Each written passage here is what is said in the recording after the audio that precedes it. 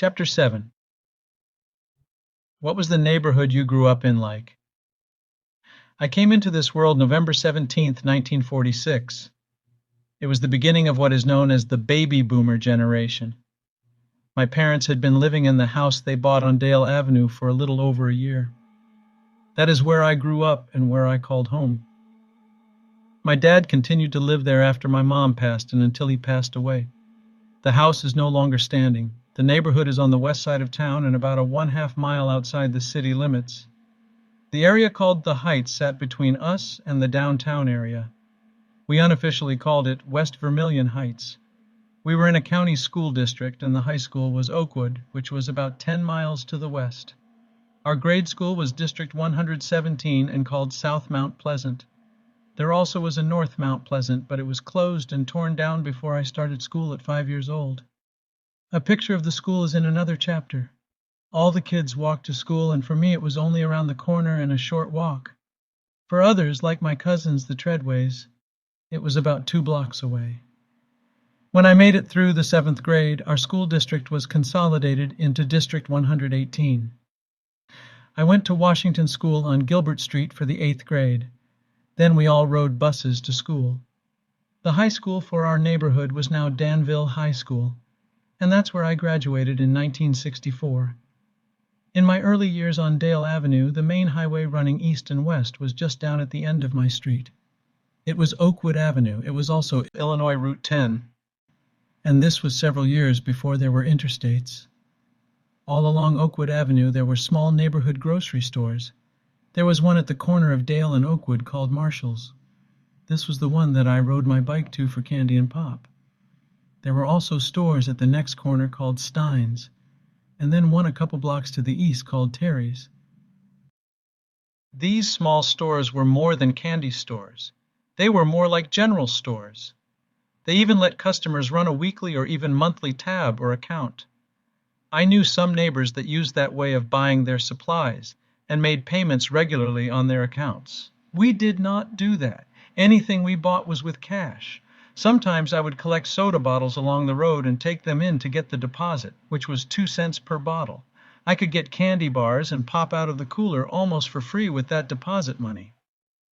Back then, many homes were heated with coal in the winter and had no air conditioning for the hot summers. We would have coal delivered and the guy would shovel it into our basement through a small window under the living room.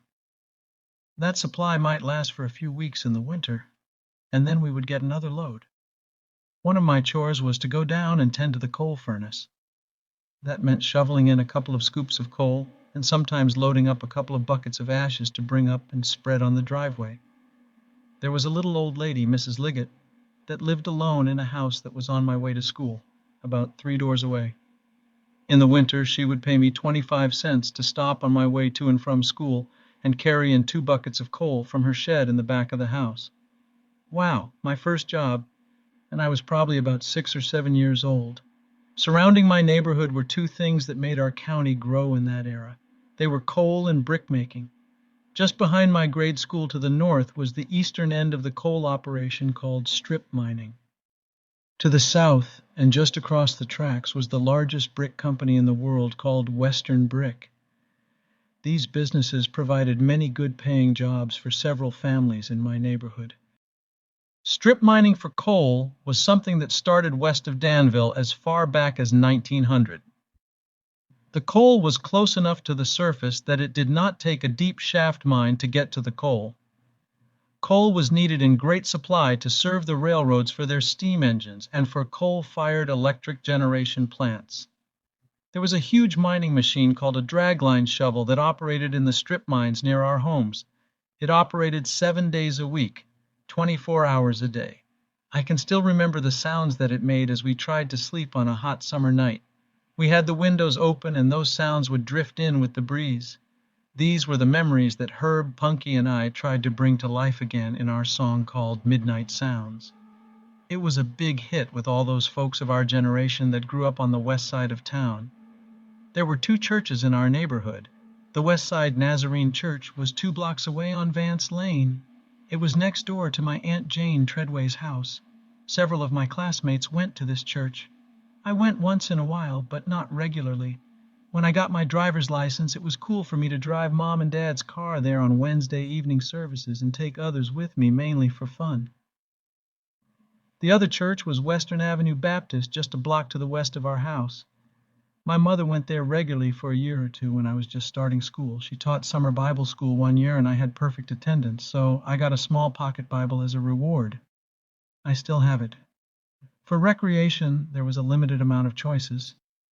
We did have a local little league and pony league that played on a diamond donated by a local truck farmer.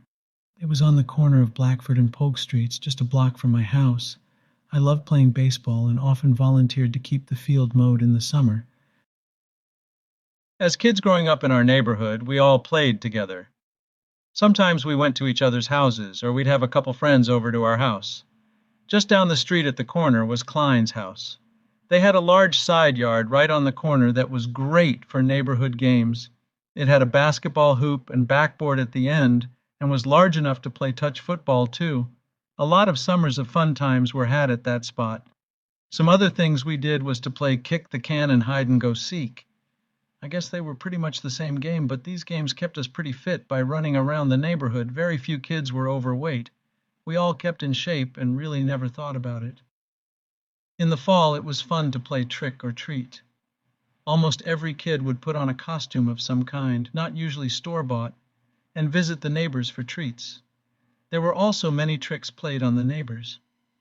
There were still some outhouses in back of houses, even though they had indoor toilets. I remember a couple of times that kids had tipped an outhouse over. I, however, had not participated in anything like that. The pranks I played were less of a problem. A couple of us would soap some windows or throw freshly shelled corn at a porch and windows.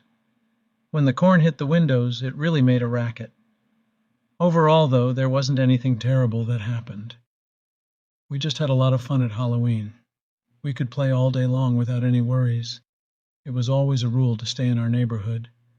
When it come evening, we knew to head back home.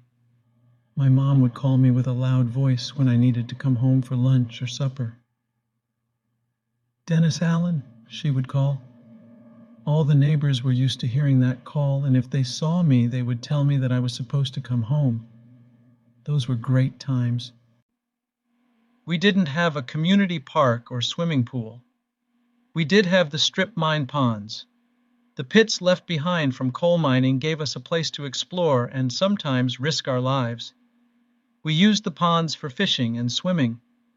There were a couple of drownings that are hard to erase from my memory. My parents warned me about the dangers, but being a young kid, I went there with the others to cool off in the deep, clear waters. Thankfully, I made it through those years. Bill Irwin lived next door to the grade school. He had a small business of TV and radio repair, and also kept chickens and sold eggs. When he went out of the egg business, he converted the chicken house into a youth center. It only lasted a couple of years, but it was fun to go there and play table tennis and buy pop and candy for 10 cents. One more thing about my neighborhood. The only area where colored people lived outside of Danville was on Western Avenue. It was common to call those folks colored people back then. There was a stretch of houses about 2 blocks long that was their community. They went to my grade school and high school. All were very kind and we all got along well. I drove down Western Avenue recently and there are maybe a dozen families still living there. It is sad to see how my neighborhood has gone downhill. Many of the houses are gone and the ones that are still standing have not been maintained. It is certainly not what it was when I grew up there. I'm proud to say that I came from the west side of town, but this area, it is not some place I would live today.